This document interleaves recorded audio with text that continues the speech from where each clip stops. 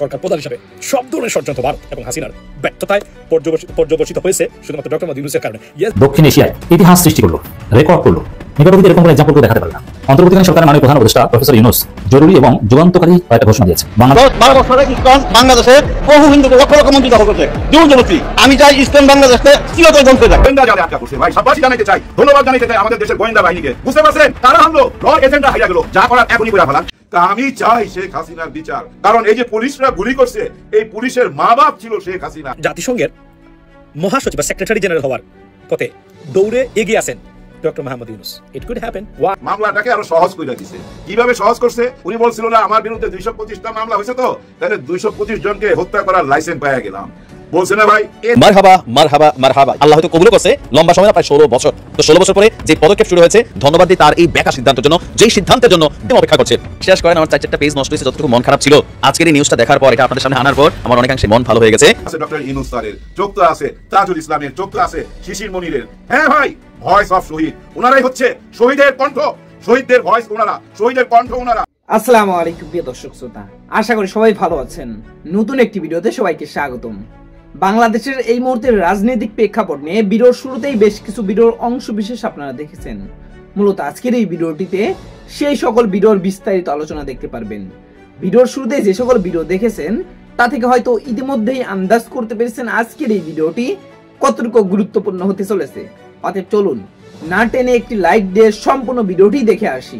প্রাক্তন প্রধানমন্ত্রী উনি কিন্তু ঠিক টাইমে যদি চুপ হয়ে যাইতো, নিজেকে বোকা প্রমাণ করতে পারতো, তাহলে ওনাকে আমি বুদ্ধিমতী বলতাম। আমি কখনো ওনাকে বুদ্ধিমতী বলতে চাই না, কারণ আমার কাছে, আমার দৃষ্টিতে উনি বোকা।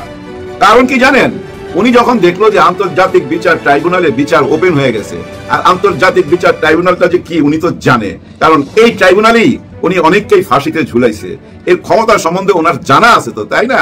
এটা জানার পর যদি উনি একটু বোকা শাস্ত, একটুখানি এইটুক বইলা দিত যে দেখেন লাস্ট 36 দিনে বা লাস্ট 20 ডেজে যা কিছু হয়েছে বাংলাদেশে আমি থাকাকালীন, এগুলা ছিল আমার ভুল, আমার মিস্টেক। যেটা জয় বলছে, সজীব জয় বলছে না মিস্টেক, ওই মিস্টেক শব্দটা যদি বলতো, যেটা আমার ভুল ছিল, আমি অন্যদের প্ররোচনায় এই কাজগুলা করছি, এরকম একটা বোকা বোকা কথা যদি বইলা দিত, তাহলে দেখেন ওনার উকিল অন্তত এই বিচার ট্রাইব্যুনালে লড়াই করতে পারতো, তর্ক যুক্তি দাঁড় করাইতে পারতো যে আমার মক্কেল, ইউর অনার, আমার মক্কেল এখন অনুশোচনায় ভুগতেছে। উনি এতটাই বিবেকের ধ্বংসনে আছে যে উনি চুপ হয়ে আছে, দেখেন না উনি কোনো কথা বলে না। এটা বলতে পারতো যখন থেকে বিচার ট্রাইব্যুনাল আরম্ভ হয়েছে, তখন থেকে যদি চুপ হইয়া ওরকম একটা বোকা বোকা কথা বইলা দিত, তাহলে উনার উকিল উনার পক্ষ হইয়া আজকে এই জেরা করতে পারতো, তাই না? কিন্তু উনি তো তা করেন নাই, বরঞ্চ মামলাটাকে আরো সহজ করে দিছে। কিভাবে সহজ করছে? উনি বলছিল না আমার বিরুদ্ধে 225টা মামলা হয়েছে, তো তাহলে 225 জনকে হত্যা করার লাইসেন্স পাইয়া গেলাম। বলছে না ভাই, এই ধরনের একটা কথা বলছে। একজন অপরাধী যদি এই ধরনের হুমকি দেয়, অনেক সাক্ষী তো ভাই সাক্ষী দিতে আসবে না, ভয় সাক্ষী দিতে আসবে না। আদালতে ওই কথাগুলাই বলা হয়েছে যে সাক্ষীদেরকে উনি ভয় দেখাইতেছে, উনার ভয় শোনানো হয়েছে। উনি আরো বলতেছিল না তোমাদের কি বইলা দিতে হবে, তাদের বাড়িঘর ছিল না, মানে আগুন জ্বালাও, কিছু হাদিয়া দিয়ে দাও। আবার এই কথাও বলছে এবার আইসা আমি কোনো উন্নয়ন করুম না, এবার আইসা ময়লা সাফ করুম ময়লা। তার মানে কি জানেন, আওয়ামী লীগ ছাড়া যেসব দল আছে, বিএনপি, জামাত, এই যে জুলাই গণ অভ্যুত্থানে যারা নাম ছিলেন মাঠে, সবাই অডিও ভিডিও কল বাছাই কইরা এই ময়লাটাই সাফ করতে চায় উনি, এই ময়লাটা সাফ কইরা ফেলাইবো। কত বড় হুমকি, চিন্তা করেন। ওই হুমকি গুলাই এখন আদালতে পেশ করছে, এবং এটা আমলে নিছে প্রধান বিচারক এবং মহামান্য বিচারক, ওইটা আমলেও নিছে। দেখেন এই আদালতে একটা সাক্ষী, খুব করুণ কাহিনী, আপনারা হয়তো অনেকে শুনছেন, অনেকে জানেন, জানেন না। উনি হলেন পারভিন বেগম। পারভিন বেগমের পেশা ছিল রাজমিস্ত্রি। রাজমিস্ত্রি কিন্তু পুরুষদের পেশা, আমরা জানি। ইদানিং দেখবেন অনেক মা বোন রাজমিস্ত্রিদের সহকারী হিসাবে কাজ করে। পারভিন বেগম তেমনি একজন রাজমিস্ত্রির সহকারী হিসাবে কাজ করত, ইট বালু সিমেন্ট এগুলা আগায় দিত, অর্থাৎ রাজমিস্ত্রির সহকারী। চিন্তা করেন কত কষ্টের কাজ। সেই কাজ শেষ করিয়া এই জুলাই 36 দিনের জুলাই শেষের দিকে উনি যাত্রাবাড়ির রাস্তা পার হইতেছিল। রাস্তা পার হইয়া দেখে শত শত লাশ পড়ে রয়েছে, রক্তে রাস্তা ভাইসা গেছে। একটু দূরে দেখে 12-13 বছরের একটি ছেলে, তার গলায় আইডি কার্ড ঝুলতেছে, এবং পাশে তার বইপত্র পড়ে রয়েছে, বই ব্যাগটা পড়ে রয়েছে, ওনার বুকের মধ্যে লাগে, কারণ ওনার একটা সন্তান মারা গেছে ওই বয়সের। উনি দৌড়ে যায় ওই বাচ্চাটাকে কোলে নেয়, দেখে যে তখনও বাচ্চাটা বাইচা আছে। উনি ভাবতেছে তাকে হাসপাতালে নিয়ে যাবে, এর মধ্যেই দেখে কিছু দূরে পুলিশ আবার বন্দুক তাক করছে। উনি চিৎকার করে বলতেছে গুলি করেন না, গুলি করেন না, এর মধ্যে গুলি করে দিছে। আর ওই গুলির সাথে সাথে এই বাচ্চাটা ওই পারভিনকে না আঁকড়ায় ধরছে, জড়ায় ধরছে, এবং জড়ায় ধরে না তার শেষ নিঃশ্বাসটা ত্যাগ করছে। পারভিন এই আদালতে বলতেছিল মানুষ যে কিভাবে মারা যায়, তার শেষ নিঃশ্বাস ত্যাগ করে, সেটা আমি টের পাইছি আমার বুকের মধ্যে, কারণ এই বাচ্চাটা আমাকে এইভাবে শক্ত করে জড়ায় ধরে রাখছিল।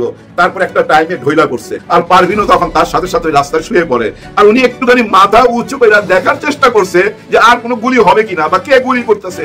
ওই টাইমেই ভাই ঝাঁঝরা, গুলির ঝাঁঝরা এসা ওই যে স্প্লিন্টার গুলা উনার মুখে চোখে লাগে, সঙ্গে সঙ্গে উনি অন্ধ হয়ে যায়, চোখে কিছু দেখতে পাইতেছিল না। এর মধ্যে বাচ্চাটাকে অনেকক্ষণ ঢাকি দিছে, দেখে কোনো নড়ে না। উনি বুঝতে পারতেছিল যে বাচ্চাটা আর নাই পৃথিবীতে। উনি বাচ্চাটাকে রাইখা উনি হামাগুড়ি দিয়া কিছু দূরে যায় চিৎকার করতেছিল। তারপর একজন রিক্সাওয়ালা ভাই উনাকে নিয়ে হাসপাতালে পৌঁছায়। উনি ওনার হাজবেন্ডকে ফোন দেয়, হাজবেন্ড আসে, আর হাসপাতালের ভিতরে তখন ভাই আহত আহত মৃত্যু যন্ত্রণায় অনেকেই চিৎকার করতেছিল। পারভিন বলতেছিল ওই চিৎকারগুলো আমি নিতে পারতেছিলাম না, আমি পাগল হয়ে যাচ্ছিলাম।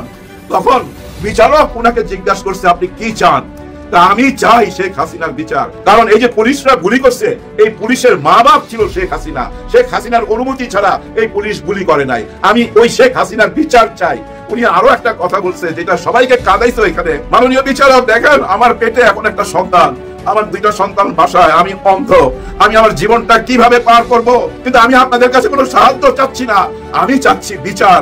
কারণ এই বিচারটা যদি না হয়, ভবিষ্যতে আবার যারা ক্ষমতায় আসবে তারাও পুলিশকে বলবে গুলি চালাইতে, আর পুলিশ সেই হুকুমটাই জারি করবে, পুলিশ আমাদের উপরে গুলি করবে, আমাদেরকে মেরে ফেলবে। আমরা শেখ হাসিনার বিচার চাই। দেখেন একজন মা, একজন বোন, রাজমিস্ত্রির কাজ করে, বুঝছেন তো কত কষ্টের কাজ করে উনি তার জীবন চালাইতো, তার সংসার চালাইতো। আজকে তার চোখ নাই, কিন্তু চোখ তো আছে ডক্টর ইউনূস স্যারের, চোখ তো আছে তাজুল ইসলামের, চোখ তো আছে শিশির মনিরের। হ্যাঁ ভাই, ভয়েস অফ শহীদ ওনারাই হচ্ছে শহীদের কণ্ঠ, শহীদদের ভয়েস ওনারা, শহীদের কণ্ঠ ওনারা। শহীদরা তো পৃথিবীতে নাই, ওনাদের রক্তের সঙ্গে কথা দিছে এই দেশের মাটিতে বিচার হবেই, আর সেই বিচারটাই হইতে যাচ্ছে। কিন্তু বিচার নিয়ে আমাদের তেমন কোনো মাথা ব্যথা নাই। আমাদের সবচেয়ে বড় মাথা ব্যথা আগামী নির্বাচন, গণতন্ত্রের মুক্তি। গণতন্ত্রের মুক্তি দেওয়ার জন্য নির্বাচন করতেই হবে। নির্বাচন করলেই সোনার বাংলাদেশ গইরা উঠবে। গত 54 বছর নির্বাচিত বহু সরকার দেখছি, আগামীতেও দেখবো, কিন্তু সেটা আমার সাবজেক্ট না। আমার সাবজেক্ট, আমার আজকের সাবজেক্ট শহীদের কণ্ঠ। এই শহীদের কণ্ঠ কি রোধ করা যাবে? যাবে না। শহীদের কণ্ঠ রোধ করা যাবে না, ডক্টর ইউনূস স্যারের কণ্ঠ রোধ করা যাবে না, তাজুল ইসলাম সাহেবের কণ্ঠ রোধ করা যাবে না। এরকম অনেক শিশির মনির পিছনে দাঁড়ায় রয়েছে ভাই, সবাই দেখতে পাবেন, কারোই কণ্ঠ রোধ করা যাবে না। সবচেয়ে বড় প্রবলেমটা কি দাঁড়াইছে জানেন?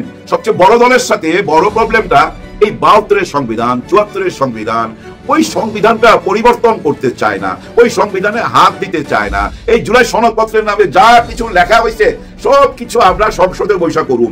এখন করলে ভবিষ্যতে আইসা 15-20 বছর পর কেউ আইসা যদি আবার মামলা ঠিকা দেয়, এই জুলাই গণ অভ্যুত্থানের সাথে যারা জড়িত অথবা এই সংবিধান যারা চেঞ্জ করছে তাদেরকে যদি আবার ফাঁসিতে ঝুলায়, এরকম একটা কথা বড় দল থেকে সবসময় বলে আসতেছে, এখনো বলে। কেন বলে জানেন? কেন এই 72-74-এর সংবিধান বদলাইতে চায় না? এর পিছনে কারণটা বুঝেন? এর পিছনে ভাই কারণ একটাই, এটা বদলাইতে গেলে কি আসে? 24-এর সংবিধান আসে। 72-71-এর সংবিধানটা যদি আপনি বদলাইতে চান, বদলায় কি আসলো? 2024-এর সংবিধান। অর্থাৎ আপনার ঘরের যে পুরনো টেলিভিশনটা, ওইটা আপনি বদলায়া লেটেস্ট মডেলের একটা টেলিভিশন আনলেন, যেটা দিয়ে আপনি সারা বিশ্ব দেখতে পাবেন।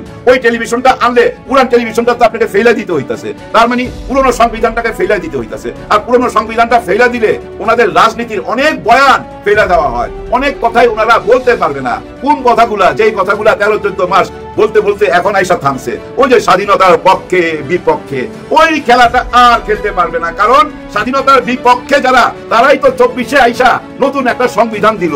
তার মানে কি সবাইকে ওই সংবিধানের মধ্যে দিয়ে চলে আসতে হবে। পুরানো সংবিধান নিয়ে আর আলোচনা করা নাই। ওই সংবিধানে যা যা লেখা আছে ওই বয়ানগুলো আর টিকে না। আর ওই বয়ানগুলো না টিকলে ওনাদের রাজনৈতিক বক্তব্যটাও আর থাকে না। কি রাজনীতি করবে? ওনাদের তো রাজনীতির মধ্যে অনেক কথা নিয়ে আসতে হয়, স্বাধীনতার ঘোষক, আবার কেউ নিয়ে আসতে হয় জাতির পিতা। এই যে ব্যাপারগুলো 71-এর পক্ষে বিপক্ষে, রাজাকার, আলবদর, পাকিস্তান, ইন্ডিয়া, এইগুলাই তো মেইন বয়ান এই দেশের রাজনীতি। রাজনীতি এই বয়ানগুলার কবর হয়ে যায়। কারণ জুলাই গণ অভ্যুত্থানের মধ্যে দিয়ে তো নতুন সংবিধান আইলে নতুন বাংলাদেশের আলোচনার সামনে চলে আসবে। এইটাই হলো মেইন, ওনাদের ওই সংবিধানই মেইন।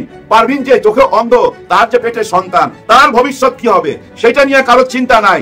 এই যে 1400 শহীদ হইলো, এই শহীদের মা বাপদের কি চাওয়া সেটা নিয়ে চিন্তা নাই। এই যে 30-35 হাজার পঙ্গু হয়ে আছে, তাদের কি চাওয়া সেটা নিয়ে কোনো কথা নাই, সেটা নিয়ে কারো মাথা ব্যথা নাই।